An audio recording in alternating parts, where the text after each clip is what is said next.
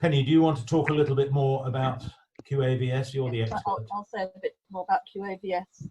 Well, Stuart Nagler, who was my fellow assessor, is very sad he couldn't be with us today to celebrate this wonderful event, but he sent his heartfelt congratulations too. Obviously, when we do our assessments, we do it in twos always. So that's why it was Stuart and myself. And I must admit, we come along with a great list of questions. And I think, Tony, you said it felt a bit like having sort of a management audit. It was a management consultant coming along and looking at your organisation. So we really have to work very hard, because we have to show that as an organisation, you're not just exceptional in terms of Hertfordshire, but you're exceptional in terms of the whole country. And you can imagine the number of different IT organisations there are around the country which are providing a service, but we thought that you were truly exceptional. We were so impressed by your creativity and your innovative approach, offering a bespoke service rather than one that size that fits all. I know when the two ladies who were volunteers who came to the our interview with you, and one of them described how going to an IT course at one of the local colleges, it really didn't speak to her in any way, and she was floundering because there was no real one-to-one attention. But coming to you, she really has grown, and she loves coming, and I think she still comes along to the drop-in centres and is very welcoming to other people. So that was very impressive for us to see that you're able to provide such an individualised sort of service. And certainly, I mean, starting the drop-in service, not just the courses, and changing the courses to in terms of what actually comes in via the drop-ins, the sorts of concerns that come in through the drop-in. You're so responsive to what people need. And also the fact that when GDRP came in, you thought, right, we can actually do something there, which was outside, if you like, your general workings, but you actually stimulated and worked to provide the courses for all the local volunteer organisations, which I must admit, from another organisation I'm involved in, several, how useful that was, the fact you put those courses on.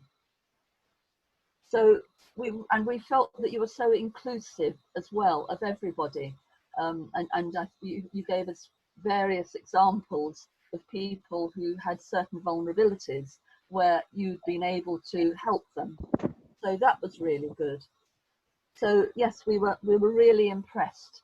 And in terms not only of the country, where you were one of only 230 this time over the whole country, over the time of the life of Queen's Award Voluntary Service, you're one of 44 groups that have received that honour in the county in Hertfordshire. So it is a very special award.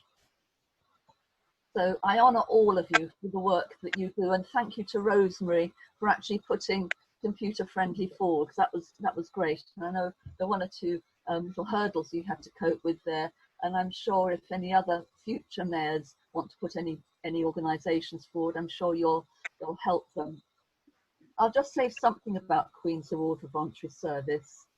It was established by the Queen in her Jubilee year in 2002, because until that time there was no recognised national honour for a voluntary organisation. So it was really important that she realised how necessary it was to actually nationally honour organisations. And as Robert said, it's an equivalent of an OBE or an MBE. So we're absolutely delighted that you achieved it. So the first awards were made in 2003, and awards have been made every year since. So what I'm now going to appeal to all of you to think about any other organisations you think in the county, or certainly most of you are in the St Albans area, that you think, like Computer Friendly, might be possible to be nominated either next year or in the next few years. I mean, this will go on, so it's not necessary to think about nominating this year. And in fact, the last day for nominating this year is the 25th of September. Now, from my point of view, I prefer a nomination to be a good nomination that's done in the right amount of time with the right amount of investigation, and not for nominations to be hurried in any way. But when we're looking for organisations to be nominated, they have to have been in existence for 3 years. As Computer Friendly is and continues to be, it has to be exceptional. So it's not just something that's run of the mill. It has to be volunteer led and volunteer run, and that really is very, very important, because it's about the volunteer aspect of any organisation, not the paid staff, who are the key to actually being put forward. And 50% of the people running the organisation need to be volunteers. So it's not necessarily easy to find organisations, but I do ask that you think about looking at possible future groups who could be nominated either this year or in the following years. So I just want to say thank you so much to Computer Friendly for all the work you've done over the years since you started.